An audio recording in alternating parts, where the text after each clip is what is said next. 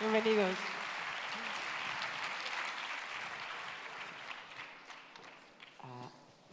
Hola.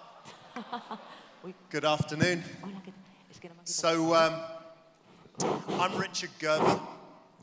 This is unbelievably exciting for me. I'm surrounded by brilliant people, and I don't know if any of you know this, but my only claim to fame is that I'm a former elementary school teacher. So today has been incredibly intimidating for me. I haven't understood anything. But there are two things right now that really excite me. The first is, I think I'm holding Barack Obama's microphone. Maybe I've got it.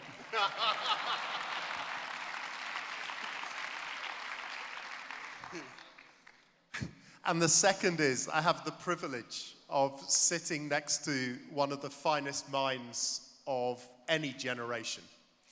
And we've been asked just to talk to each other, which we've been doing backstage. Right.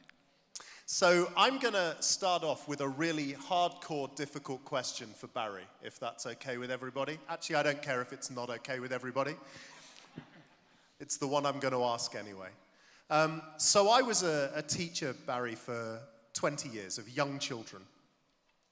And one of the great challenges we face as we move into the future is to engage young people in STEM, in science, in a love and passion for the areas so that they don't just want to study them and learn about them in school, but they want to go on and use the power of science to change the world.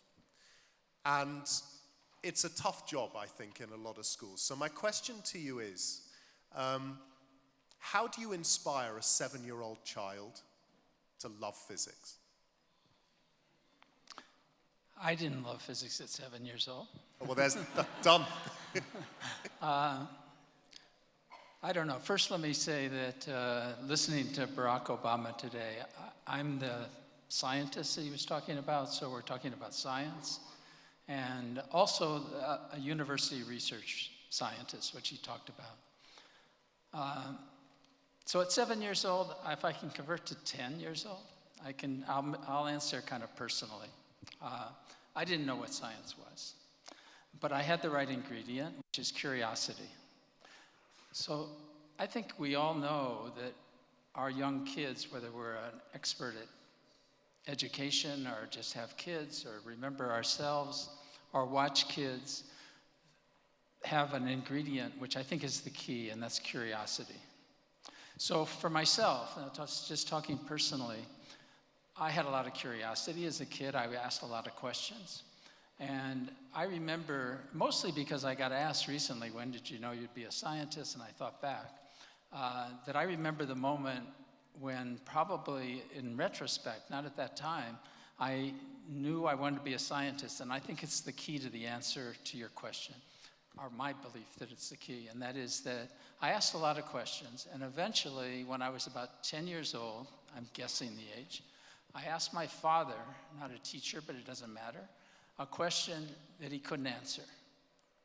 And I think the fact that he couldn't answer it, and then I went on to ask others and to learn to answer that question actually in a library when I was about 10 or 11, was the beginning of learning how to answer my own questions, not necessarily do some new research that somebody had never done, but how to kind of grapple with questions and to love the fact that you could answer and figure out questions. The question at that time was that I realized somehow, like all of kids would, that ice is a frozen version of water. So why on earth does ice choose to float on top of water? And I asked my father. The answer is simple. The answer is simple, the explanation's tough. The answer is that water expands just a little bit when you freeze it, so it's lighter than water, and so it floats on water. Why it expands is a much harder question, and that's what science is like. You answer it in steps. Anyway, I asked my father. He couldn't answer. I went to the library, and I somehow at that time figured out that it expanded. I didn't figure out that why it expanded. That took years later. But I think, at least for me, that's a personal answer, but I think it's what kids have. The kids have a tremendous amount of curiosity, whether it's for science or something else. And very few adults have as much curiosity. So you're an expert on teaching. I think that somehow what we kill, and it matters for the subject we're talking about today, and it's what enables people to innovate, to do science, to become leaders and so forth, is to build into your personality the ability to not lose what we had when we were kids, and that's curiosity. Build on it, don't kill it. And so why do we kill it? I'll ask you now. I think it's a great question. And just by the way, as you were talking there, and before we came on stage, I've been a little bit nervous as we've come on because I admitted to Barry, I said to him, you know, my problem is please don't ask me anything about physics because I don't understand. Do not talk to me about gravitational waves because to me it could be a shampoo product. But as you were talking, it's just made me remember something really interesting. That when I was a young child, and I'm sure like many young children, I would ask my parents and all the adults I knew how Santa Claus made it round the world in one evening, Good. right? And here's the interesting thing, right? Most adults, when I was a child, used to answer in the way that all parents do, which was, just because. And I finally got an answer to my question. About 5 years ago, my daughter was dating the boy that I wish she'd married. Sadly, it hasn't worked out. And he was studying quantum physics at university. She should have married him. Exactly my point, Barry. And he sat me down, because I said to him, come on, you're a physicist. No one's ever explained this to me. How could Santa actually make it round the world in one night? And he proceeded to respond to my question. And I think what's really interesting about what you've just said is, first thing that strikes me, is that at no point have you talked about laws or mathematics or formula. When I asked you about how we inspire children to continue to pursue in the field of physics, in the field of science, you've talked to me about curiosity, about asking questions, about never being afraid to ask questions, and to an extent that links to never being afraid to admit you don't know something. Right? And so, of course, that's a generic, really.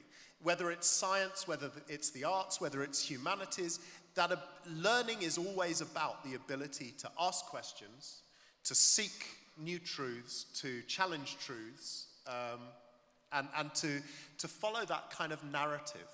And I think in answer to your question, the problem with education is very young children would probably make the world's best scientists, but then what happens is we put them into a formal track of education where the purpose of education isn't necessarily to stimulate our children's curiosity, but because the way the system is, it's to fill them with the facts they need to pass exams. And I think one of the most difficult and challenging things for us as a society is to realize that education of the future has to be bigger than that. And just filling our kids with information and expecting them to demonstrate routine cognition is not enough. And therefore, somehow we need to re-engineer the education system so that it becomes a system of questions rather than a system of given answers. I think we agree. I mean, one of the things that really interested me before, because I think that's a generalization, by the way. I think there are incredible organizations around the world in education doing remarkable things. And one of the things that really struck me when we were talking over a cup of coffee before was you were talking about the processes and some of the expectations that you use at Caltech in order to almost re-engineer that process. Could you just explain a little bit more about that to me? I guess Richard was saying the same business about we basically, this wasn't about killing curiosity, but basically we overmanage kids. I think you even used some words like that. And my reaction to that is I've spent my whole life in one job, which is at Caltech in Pasadena. And we have a system, it's a very small school, so it's easier to do there, and it's very selective. But no student ever takes an exam in a classroom. We don't have such a thing as proctored exams. You're given an exam, you're given instructions, you have 2 hours. They go home, they take it when they want, they bring it back within a week. It's a trust system. And trust is an important thing, to give trust to people who are studying. Students basically police themselves. And that system's worked for years. It's been there ever since I've been there, and I've been there a few years. So. I think that this thing about empowerment and trust is so important, you know, and President Obama this morning was asked the question about whether he was optimistic about the future and whether and how we engage young people more in the idea of political leadership. But I would argue it's about a broader sense of leadership, scientific leadership, humanitarian leadership. It's all elements of leadership. And I think it's really interesting because I was thinking to myself that actually I carry a huge amount of optimism looking forward to the future, partly because I think human history tells us that every period of darkness, every pit of despair is followed by a renaissance, is followed by a period of time where people achieve and do remarkable things. And I truly believe that our children are the most talented generation of human beings the world has ever produced, mainly because of the world they've inherited into, the access through technology, the potential for collaboration, the potential for deep exploration, thought and understanding. But I also think on a more social level that our kids have been watching the events globally unfurl over the last few years, the politics of Trump, the politics of Brexit, the extreme polarization in Europe and the rise of the right and across the world. And I think they're sat there saying, not on our watch. And the question I guess I want to ask you really is, how do you think we can change the system? How would you promote that idea of science can help change the world amongst that generation that are saying, we hate what we see, how do we change it? I think we heard a lot of that today, so let me just try to distill what I heard, which is kind of in these words only.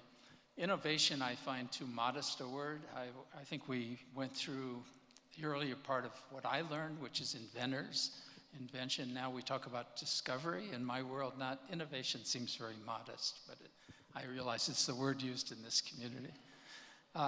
Anyway, we heard today that we are going to displace certain kinds of jobs by AI, for example, and different themes like that. To me, that's a fantastic opportunity that we are moving in a direction where people are human beings, and we heard this is the best time ever by Obama. I don't see why the next generation shouldn't be better. Why? Because we don't have to work so much to survive. We can do more interesting things. What we want to do is, and I think teaching kids to be able to do something that's not very interesting, it's really survival, is a less interesting life and maybe harder because kids aren't interested in doing it. You have to do it to fill your stomach or something. So teaching kids more oriented toward being able to innovate, to be able to leadership foundation, which is something we don't actually teach but need, and teaching kids to what the modern, we don't even have to teach them very much about the modern technologies. They learn how to use social media, iPhones and so forth faster than most of us. So my belief is we have to change the goals. The goals aren't so much to learn the academic things you need to get a job. It's just a very big opportunity that we're not going to have to work as hard at these boring things in order to survive. We can have a better generation a year from now. It isn't that everybody's going to be unemployed. We're going to have all the opportunity to make what we need by using these tools. So the opportunity is there for us, and we have to orient our teaching more around curiosity, trust, all these words that we're using. How to do that, we need people like you to tell us. I'm not sure. I think I know how to do it at the university, at the college and research level. It's easy. And involving kids at the youngest age possible in these kind of things is also crucial somehow, so they can see that there's a future. They need models and they need different ways. I think you raise a really good point. I think to an extent we patronize children. I think we limit their potential because we don't understand what they're capable of. I'm not going to share my story now, but I was the principal of an elementary school, and very, very briefly, our children ran their own political system. They had their own television studio and radio stations. They ran their own businesses. They kept budgets. They accounted for those budgets. They had to evidence to the political leaders of the organization how they were benefiting the society they lived in. They ran a museum. They even ran their own nightclub. And I know. And the thing is, those kids were between 3 and 11 years old. And people thought we were mad when we opened opportunity up that way. So when we talk about the potential of leadership for people of 19, 20, 21, 22, 23 up, I honestly believe that if you give young children the opportunity and the trust and you create the environment in which they can make a difference, remarkable things can happen. And by the way, I want to share this story with you all because I think it resonates a lot for me about the power and the optimism. We all know about the incredible tragedy and horrors of what happened at Marjory Stoneman Douglas School in Parkland, Florida, a few months ago.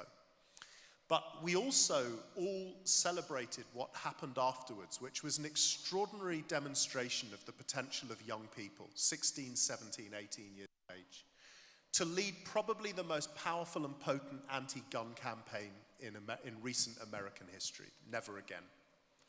And people thought, well, it's just been dependent on 2 or 3 remarkable young people who happened to live through a horrific tragedy. Well, it wasn't quite as ad hoc as that.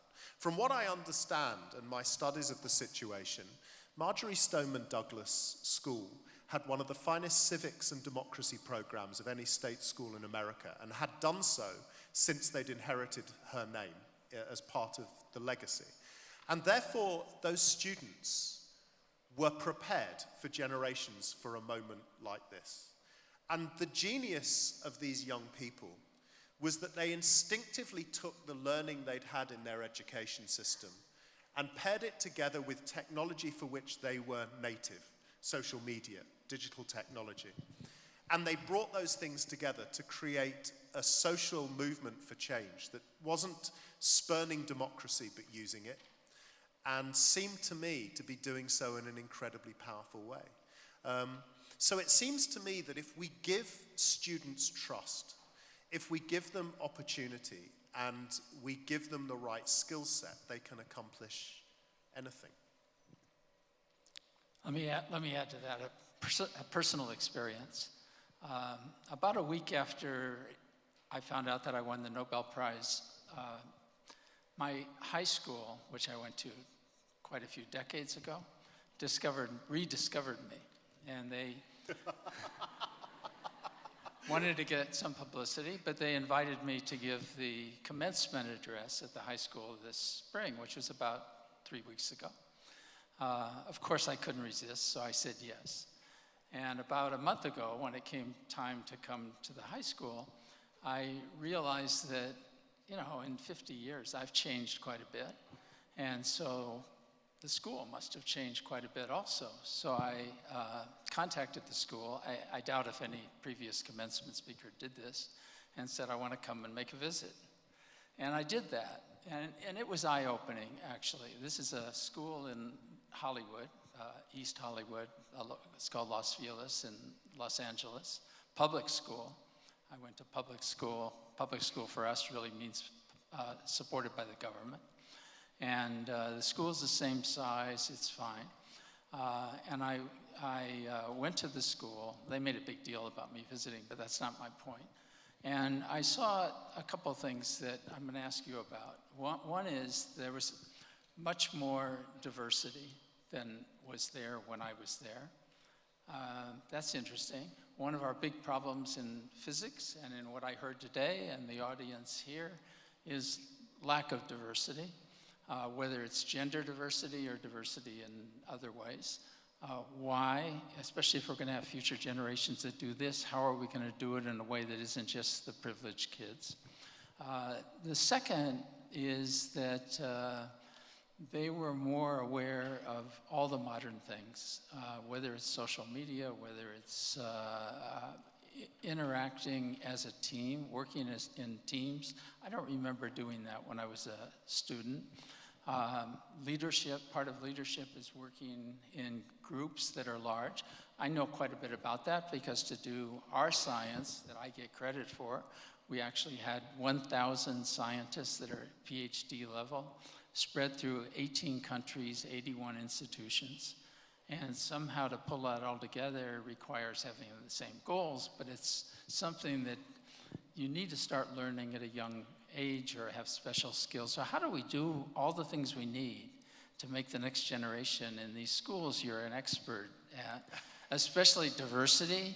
How do we get more women in science, which has been, in physics, it's 10%. It's crazy. We're losing a big fraction of the skills. So how do we fix that?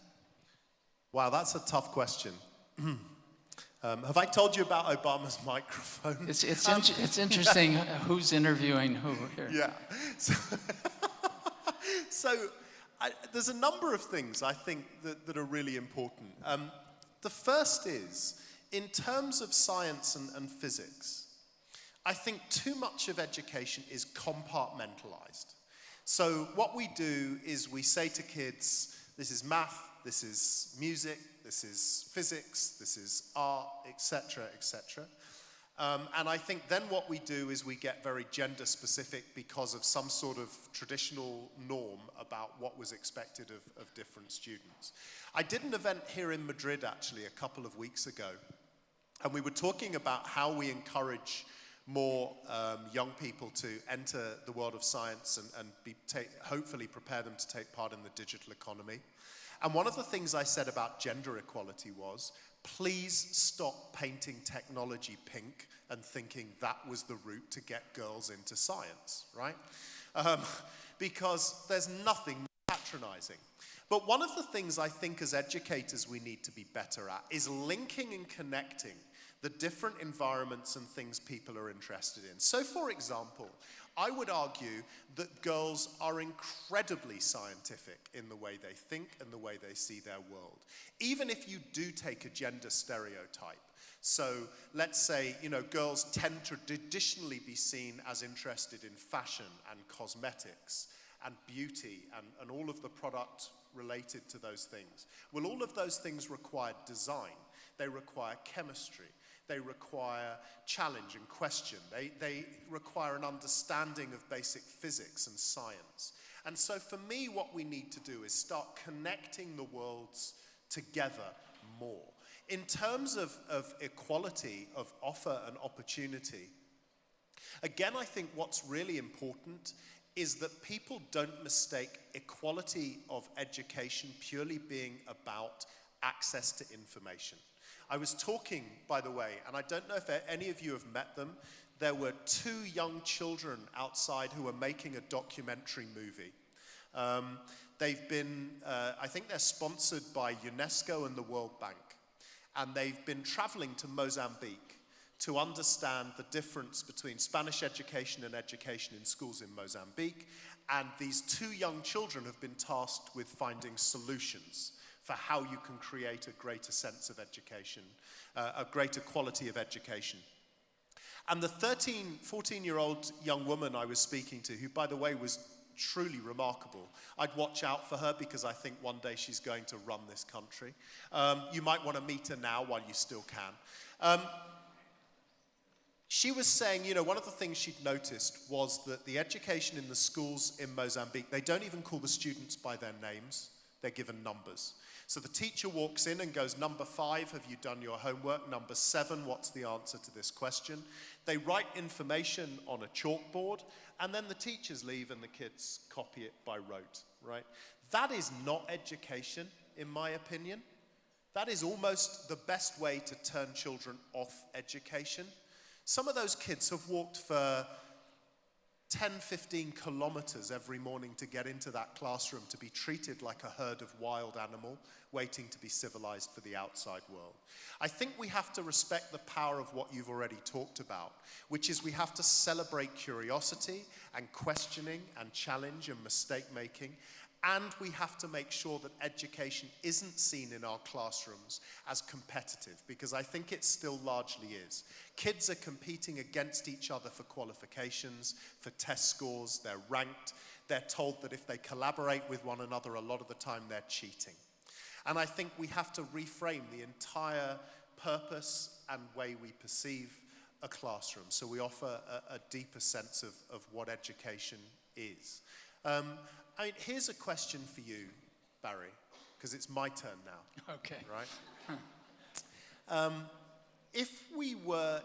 What most excites you about, what would you, if you were looking at school education, from your field of science, what would you want young people to know about that would excite them and make them optimistic that they could use for the future? Well, I think something actually that's right there in front of them. I think that what we don't do that's fantastically exciting to kids is to actually teach them about technology. Why don't we teach kids how an iPhone works, what's in an iPhone?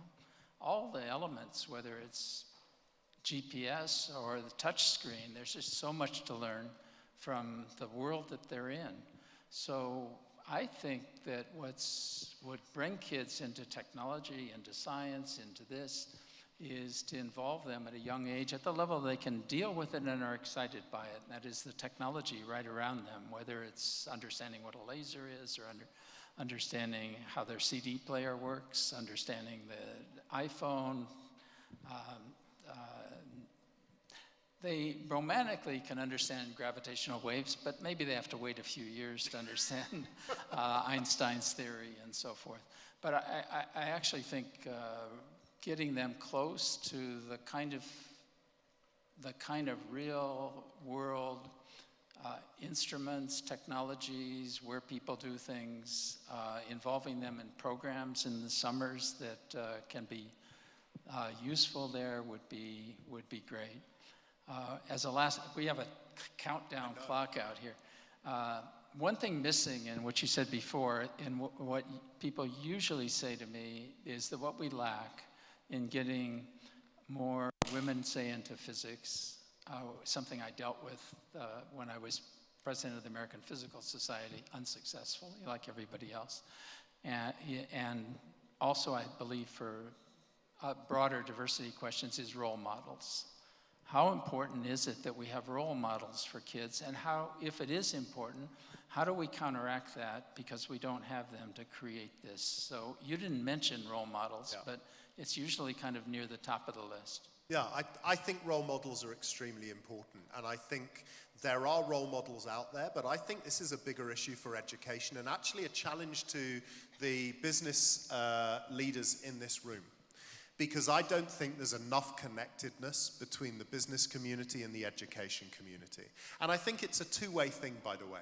I don't think educators are very good about reaching out to the business community, but I don't think the business community is terribly good at reaching back into education. And actually, the point is there are thousands of role models out there.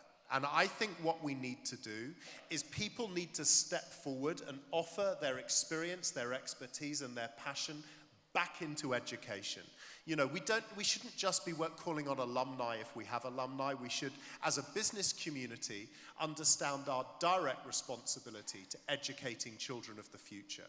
You know, there's that old African proverb, which I absolutely stand by, which is it takes a village to raise a child. And if I was to set all of you a challenge, it would be this. If you want to ensure that Spain, that your businesses, that globally we have a brighter, better future, then please don't wait for teachers to deliver that through their students. We all need to be better at collaborating, offering our services and our skills and experiences, and working together to make something happen.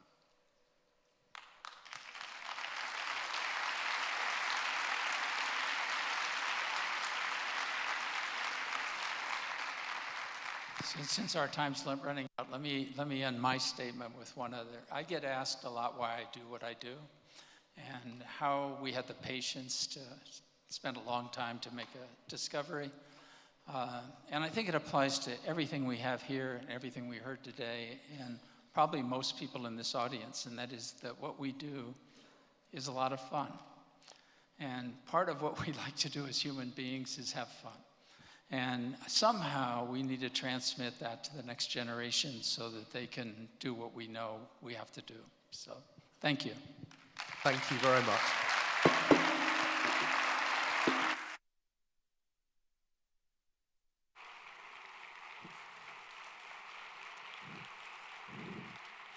Thank you very much. Thank you for coming. Esta mañana hablábamos, venga ahí fuerte, esta mañana hablábamos de la transversalidad de la economía circular y de el para qué la economía circular, el por qué la economía circular y el cómo la economía circular, es decir, cómo se financia todo esto, ¿no? Pues ha llegado el momento, en esta mesa se va a hablar de cómo se financia la economía circular y para eso tenemos a Diego Fernández.